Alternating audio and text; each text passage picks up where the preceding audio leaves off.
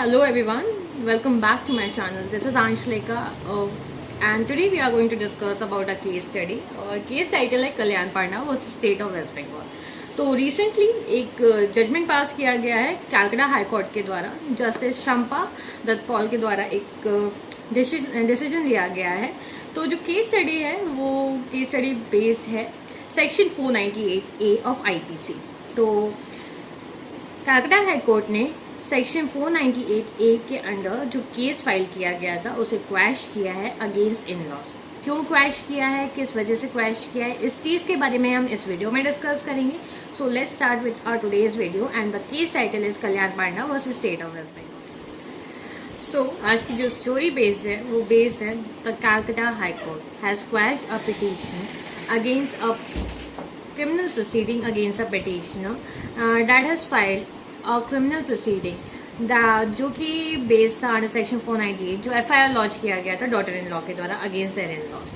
तो Calcutta high court ने उसे क्वैश किया है. क्यों क्वैश किया है? क्योंकि इन लॉज ने ये क्लेम किया है कि उन्हें रॉन्गफुली विक्टिमाइज किया जा रहा है against under section 498A of IPC. Reason क्या था?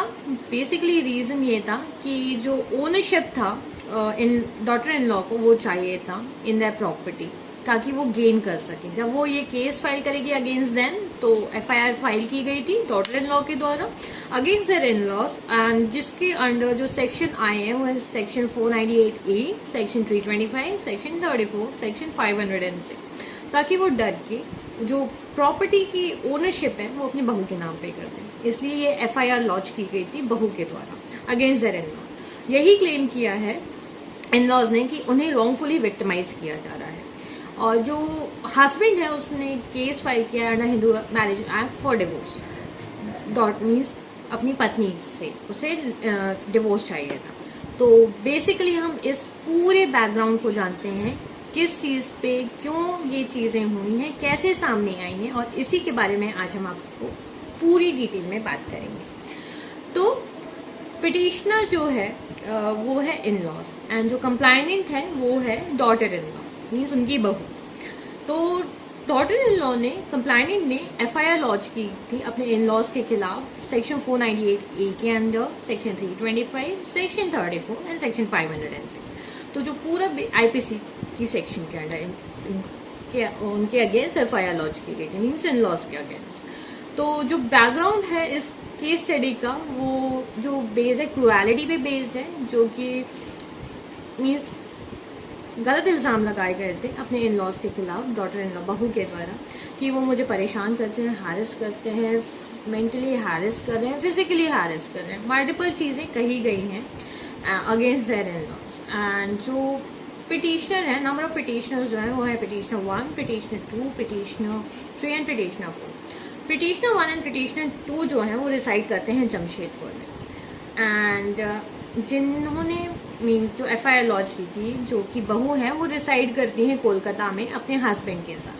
तो अगर पिटिशनर 1, पिटिशनर 2 जो हैं जमशेदपुर में रहते हैं एंड जो बहू हैं वो अगर कोलकाता में रहती हैं तो उन्हें मेंटली कैसे हैरेस किया जा रहा है, फिजिकली कैसे हैरेस किया जा रहा है, इसी के अगेंस्ट उन्होंने क्रिमिनल रिविजन फाइल की थी. सो जो पिटिशनर के एडवोकेट हैं वो है देबश्री अधिकारी, राइट.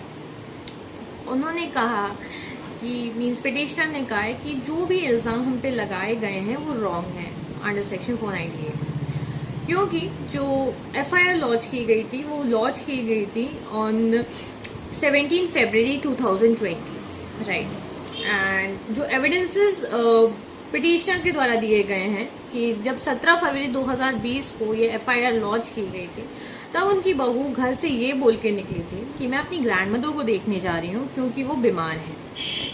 तो ये एक नॉर्मल कॉन्वर्सेशन है जो कि उन दोनों के बीच में हुआ था. यहाँ पे कहीं पे भी क्रुएलिटी का कोई सवाल नहीं आ रहा है एंड कोई भी ऐसी बात नहीं आ रही है जहाँ पे ये प्रूफ की जा सके कि हाँ बहू पे अत्याचार हुआ था या उन्हें परेशान किया गया. First thing. सेकेंड थिंग, अगर आप ध्यान से देखोगे या समझोगे तो जिस दिन पे उन्होंने FIR लॉन्च की थी 17/2/2020 में, फरवरी 2020 में, उसी दिन वो अपने पिटिशनर 2 से मीन्स जो इनके इन लॉ है उनसे वो नॉर्मल कॉन्वर्सेशन कर रहे थे. नॉर्मल कॉन्वर्सेशन व्हाट्सएप पे हो रही थी, व्हाट्सएप के चैट्स भी निकाले गए और एज एन एविडेंस उसे रखा गया कि देखिए ऐसी बातें हुई थी। एंड हमें जो बोल के गया था, इन लॉज ने बोला कि हमें जो बोल के गया था कि हम अपने मायके जा रहे हैं अपनी ग्रैंड मदर को देखने, एंड जस्ट अपोजिट ही चीज़ें हो रही हैं। अब जो शादी हुई थी, मीन्स जो बेटे बहू रहते थे वो रहते थे कोलकाता में, 2018 में उनकी मैरिज हुई थी। एंड ये क्लेम किया गया है एंड डिपार्टमेंट ऑफ साइकियाट्रिस्ट के जो एविडेंसेस हैं, जो पिटिशंस के द्वारा प्रोवाइड किया गया है कि 2018 से लेके 2020 तक उनका साइकियाट्रिक टेस्ट हो रहा था, मीन्स ट्रीटमेंट्स उनके चल रहे थे, क्योंकि जो बहू है वो एंगर इश्यूज फेस कर रही है, उसकी कोहैबिटेशन प्रॉब्लम है, वर्बल कम्युनिकेशन प्रॉब्लम है, एंड वो जो है एक्चुअल में बहू के ऊपर अत्याचार नहीं हो रहा था, जो पिटिशनर है उनके ऊपर हो रहा था। मीन्स जो उनका बेटा है जिनमें मीन्स लड़की की शादी हुई है, हस्बैंड के ऊपर क्रुएलिटी हो रही थी। कैसे क्रुएलिटी हो रही थी? उनकी इंजरीज देखे गए हैं, हाथ में बाइट्स हैं, नेक में बाइट्स हैं, एंड काफ़ी फिजिकल अब्यूज़ भी समटाइम्स हुआ है। तो जो डॉटर इन लॉ थी उनके साथ थोड़े एंगर इश्यूज थे, कम्युनिकेशन प्रॉब्लम थी, जो कि क्लियरली उन्होंने एविडेंसेस, पिटीशन एविडेंसेस प्रोवाइड किए हैं। पिटीशन नंबर 2 से 17 फरवरी को नॉर्मल कम्युनिकेशन हो रही थी, राइट।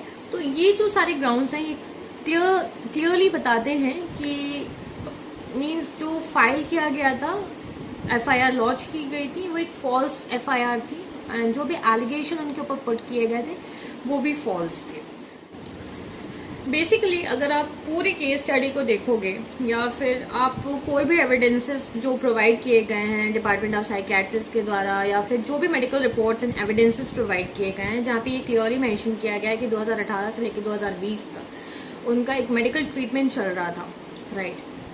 एंड जो भी इंजरीज पिटिशन ने प्रोवाइड किए उनके नेक में एंड के हैंड में जो बाइट्स थे, वो क्लियरली प्रूव करता है कि येस एंगर इशू था, उनको ट्रीटमेंट की ज़रूरत थी, एंड जो कि वो ट्रीटमेंट ले रही थी। जो एफआईआर लॉन्च की गई थी under section 498A against their in laws, वो इसलिए क्वैश की गई जो कि एविडेंसेस प्रोवाइड किए गए थे।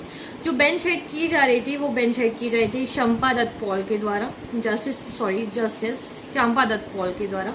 एंड जब उन्होंने सारे क्रिमिनल रिकॉर्ड सारे एविडेंसेस को एनालाइज किया, उसे क्लियरली उसे देखा, तो उन्होंने कहा कि अगर हम ट्रायल इस चीज़ को जो क्रिमिनल प्रोसीडिंग चल रही है उसे अगर अंडर ट्रायल रखेंगे तो ये प्रोसेस ऑफ लॉ का अब्यूज़ होगा।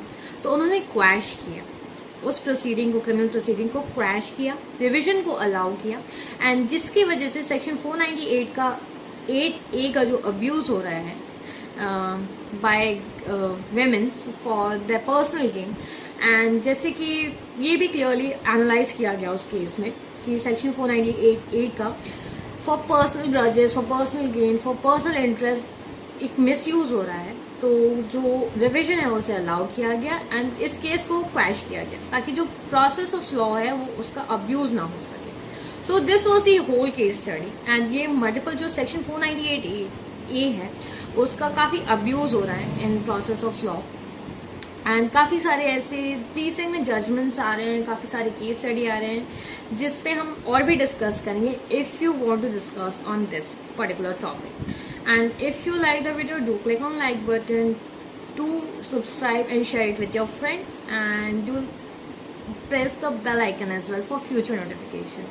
Stay tuned with me guys, this is Anshulika Soni signing it off.